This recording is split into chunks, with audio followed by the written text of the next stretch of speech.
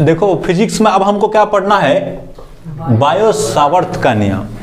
नहीं, इसका थोड़ा सा बैकग्राउंड जान लेते हैं। पहले हमने क्या बताया कि जब किसी धारावाही, जैसे उस दिन बैटरी लगा दिया था, शुरू में जब परिचय दिया था कि जब इसमें धारा जाता है ना तो ये चुंबकीय सुई को विक्षेपित कर देता है ना, डिफ्लेक्ट कर देता है, ये बताया था, कहा था कि नहीं। उस दिन ये चुंबकीय क्षेत्र का परिचय में देख लेना ना, चुंबकीय बल या क्षेत्र का परिचय दिया होगा जिस दिन। इसका मतलब हमने ये कहा था कि यहाँ पे चुंबकीय क्षेत्र उत्पन्न हो रहा है, धारा इसमें चल रहा है, माने आवेश प्रवाहित हो रहा है ना, इसके आसपास क्या हो रहा है, चुंबकीय क्षेत्र उत्पन्न हो रहा है। तो एक खाली हमने कहा कि चुंबकीय क्षेत्र उत्पन्न हो रहा है, कितना हो रहा है ये होना चाहिए ना पता, बोलो ना। तो उसी को व्यक्त करने के लिए बायो और सावर्त दो व्यक्ति ने मिलकर एक नियम दिया, जिसको क्या कहते हैं, बायो सावर्त नियम। नहीं,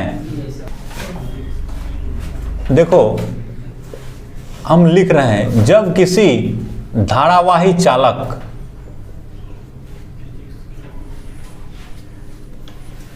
नहीं, जब किसी चालक से धारा प्रवाहित किया जाता है, नहीं, जब किसी चालक से धारा प्रवाहित किया जाता है, प्रवाहित किया जाता है, तो चालक के चारों ओर क्या होता है, चालक के माने धारावाही चालक ना हो गया, अब धारा जा रहा है तो कौन चालक हो गया, धारावाही चालक के चारों ओर चुंबकीय क्षेत्र उत्पन्न हो जाता है। ये पहले बता दिए हम, नहीं बता दिए हैं, उत्पन्न हो जाता है।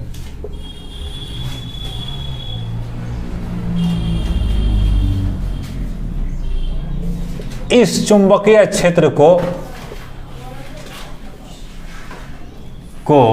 नहीं, अभिव्यक्त करने के लिए, एक्सप्रेस करने के लिए, क्या चीज करने के लिए, अभिव्यक्त करने के लिए, एक्सप्रेस करने के लिए, अभिव्यक्त करने के लिए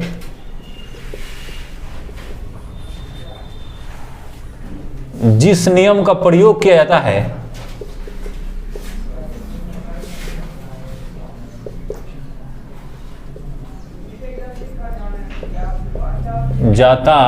उसे क्या कहते हैं, उसे बायो सावर्त नियम कहते हैं। नहीं, बायो सावर्त नियम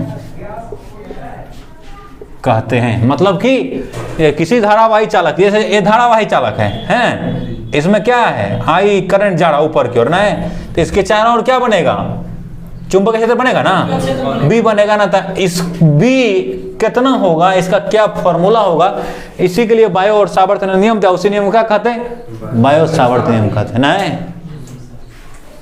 इसे बायो सावर्त लैप्लास नियम भी कहते हैं। क्या कहते हैं, बायो सावर्त लैप्लास लॉ। तो बायो सावर्त न लैप्लास लॉ भी कहा जाता है।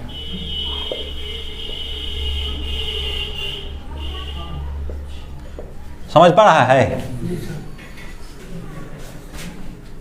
सुनो यहां देखो, जैसे ये हमारा तार है ना जी, ये हमारा चालक है। कौन चालक है, धारावाही चालक। इसमें ऊपर की ओर कितना करंट जा रहा है, आई, ऊपर की ओर जा रहा है, ठीक है ना। देखो इसमें हम एक चीज परिभाषित करते हैं जिसको हम लोग अल्पांश बोलते हैं। इसका छोटा सा टुकड़ा लेंगे, क्या लेंगे, इसको हम बोलेंगे अल्पांश। क्या बोलेंगे, ओ लोपो संयुक्त आ का अंशवार अल्पांश, इसको इंग्लिश में बोलते हैं स्मॉल एलिमेंट। क्या बोलते हैं, स्मॉल एलिमेंट बोलते हैं। इंग्लिश में क्या बोलते हैं, स्मॉल एलिमेंट। अब इसका दिशा लेते हैं, इसको दिशा भी लेते हैं, किसका, अल्पांश का। अल्पांश का दिशा उस दिशा में लेते हैं जिस दिशा में धारा प्रवाहित हो रही है। किधर प्रवाहित, ऊपर ना, अल्पांश का दिशा किधर होगा, ऊपर होगा, ठीक है। आई चलेगा ना, अरे आई में दिशा होता है ना, तो आई की दिशा में इसका दिशा लेते हैं। नहीं, अभी अगर इस तार में धारा प्रवाहित हो रहा है तो इसके चारों ओर चुंबकीय क्षेत्र उत्पन्न हुआ होगा, तो हम किसी पॉइंट पर, मान लो ये हमारा O पॉइंट है और ये हमारा कितना है P पॉइंट है, यहां हम निकालना चाहते हैं कि चुंबकीय क्षेत्र कितना होगा। P मान लिया, तो इस अल्पांश से इसका दूरी कितना मान लिया, R मान लिया, ठीक है ना। कितना दूरी मान लिया, R दूरी मान लिया, ठीक। और ये जो अल्पांश है और ये O से P के बीच का कोण कितना मान लिया, थीटा मान लिया। ये सब भी याद रखना है। ऑब्जेक्टिव क्वेश्चन आए हैं कि अगर ये बिंदु P यहां चला है तो इसका मतलब क्या होगा, तारे पर, हमारा बिंदु P कहां चलाएगा, तारे पर ना। तो ये सब ध्यान रखना है। तो ये हो गया, R हो गया ना, I dl, ये होता है I के समानुपाती होता है dl के साइन थीटा के और R स्क्वायर के। तो I हो गया, I धारा चल रहा है, dl अल्पांश हो गया, इसका नाम कितना क्या रखेंगे, dl, क्या रखेंगे, dl। शॉर्ट लेंथ है ना, l पूरा लेंथ मान लो l, तो उसमें d रखा, तो d का मतलब छोटा होता है, पहले बताया था। dx का मतलब बहुत छोटा। अरे केमिकल काइनेटिक्स में ऐसा बताया होगा, चाहे बेसिक मैथ में, डेल्टा y बटे डेल्टा x बराबर, तो ये होता है y2 माइनस y1 ना, अब बटे कितना, x2 माइनस x1।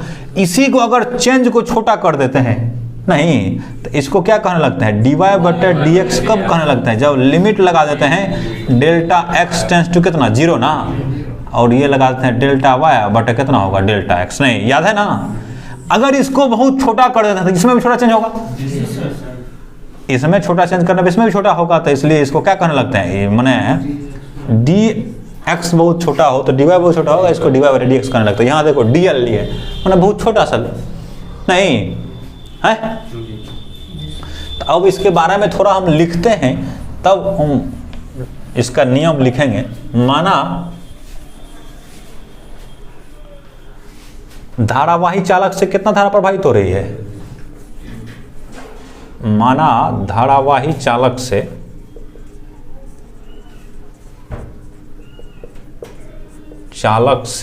कितना I धारा प्रवाहित हो रही है। माना किसी लिख देना ऊपर में, किसी धारावाही चालक से I धारा प्रवाहित हो रही है ना।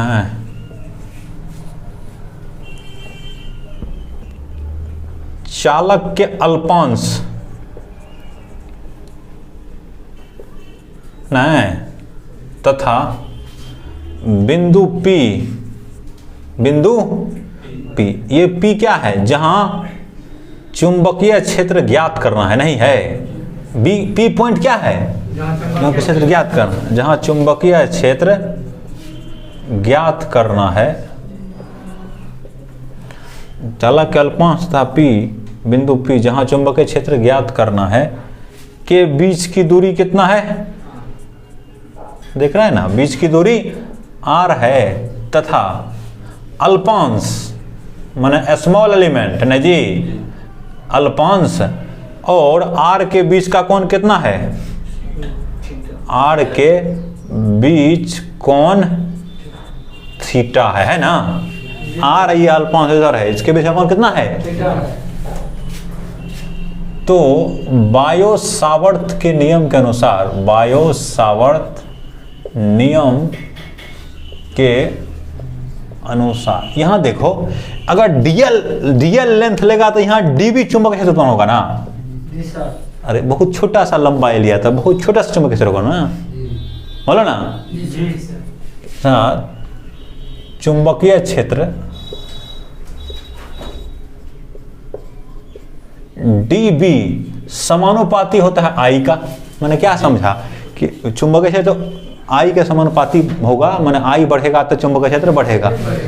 db समानुपाती होता है, db न है, db समानुपाती होता है dl का, किसका, ये जो स्मॉल एलिमेंट लिया है इसका। db समानुपाती होता है, दोनों के बीच जो कोण है उसका क्या होगा, साइन थीटा, किसके, साइन थीटा। और db समानुपाती होता है बीच की दूरी के वर्ग के। नहीं, यहां क्या लिख सकता है, लिख देते हैं शॉर्ट में, चुंबकीय क्षेत्र, नहीं जी है, धारा के क्या होता है, समानुपाती, ठीक है ना। यहाँ क्या लिखेगा, चुंबकीय क्षेत्र अल्पांश के समानुपाती ना, अरे डीएल है ना, डीएल क्या है, अल्पांश के समानुपाती है। अगला क्या लिखेगा कि ये लिखेगा अल्पांश तथा आर के बीच दूरी, अल्पांश तथा दूरी के बीच कोण कितना, थीटा ना, के साइन, इंग्लिश में जया कहते हैं, क्या बोलते हैं, साइन, SIN, साइन के समानुपाती है ना। अरे कौन कितना बना है, थीटा ना, और उसमें क्या लगा दिया, साइन ना, मैंने जया लगा दिए हैं। और इसमें क्या लिखेगा, दूरी के वर्ग के क्या होता है, व्युत्क्रमानुपाती ना, व्युत्क्रमानुपाती नहीं। तो सबको मिला दो, इसको मान लो 1, इसको मान लो 2, इसको मान लो 3, इसको मान लो कितना 4। तो समीकरण 1, 2, 3 तथा 4 को मिलाने पर तो क्या होगा, dB समानुपाती होगा IDL साइन थीटा बटा कितना होगा, R² होगा, है। समानुपाती हटाते हैं तो कांस्टेंट लगाते हैं, तो dB बराबर कितना हो जाएगा, बोलो, K होगा, IDL साइन थीटा बटा कितना होता, R² होता है ना ये, है। देखो dB बराबर क्या लिखा, क्या पढ़ा अभी हमने, KIDL साइन थीटा बटे कितना, R² ना।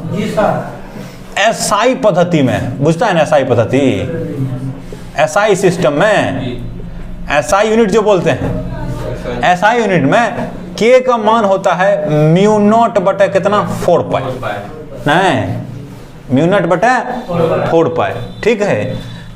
यहाँ μ0 निर्वात की चुंबकशीलता है, क्या है, निर्वात की चुंबकशीलता, उठा परावैद्युतता, चुंबकशीलता, एप्सिलॉन नॉट था ना, निर्वात की क्या बोले थे, परावैद्युतता, यहाँ क्या है, चुंबकशीलता है ना,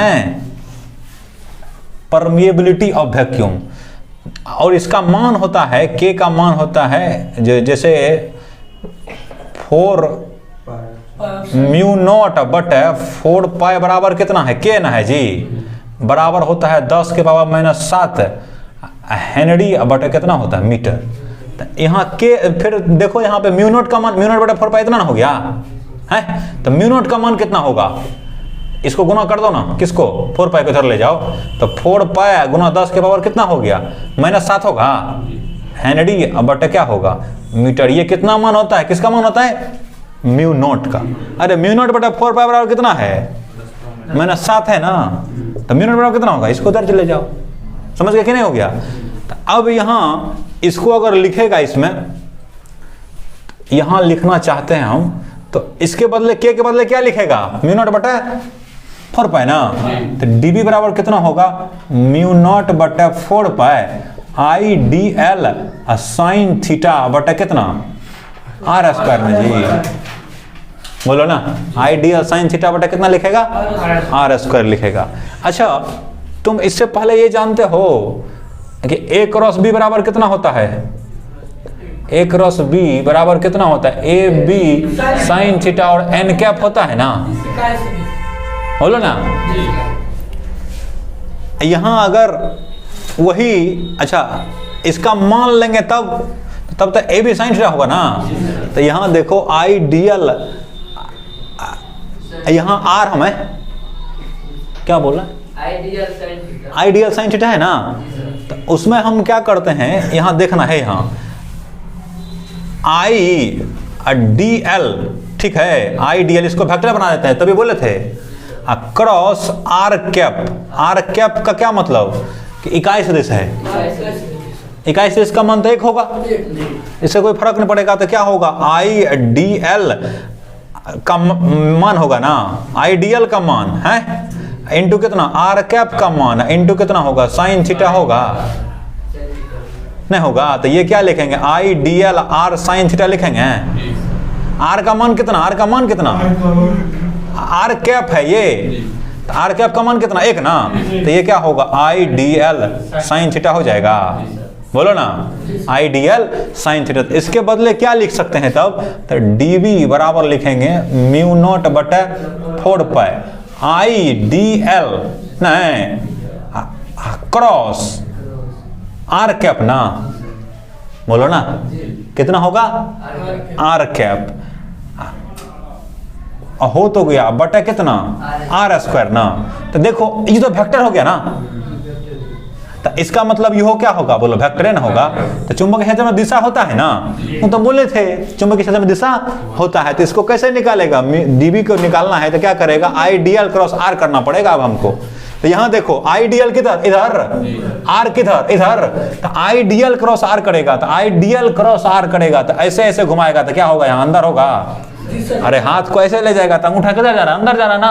तो यहाँ चुंबक क्षेत्र से क्या होगा, अंदर की ओर होगा। बात समझ गया ना।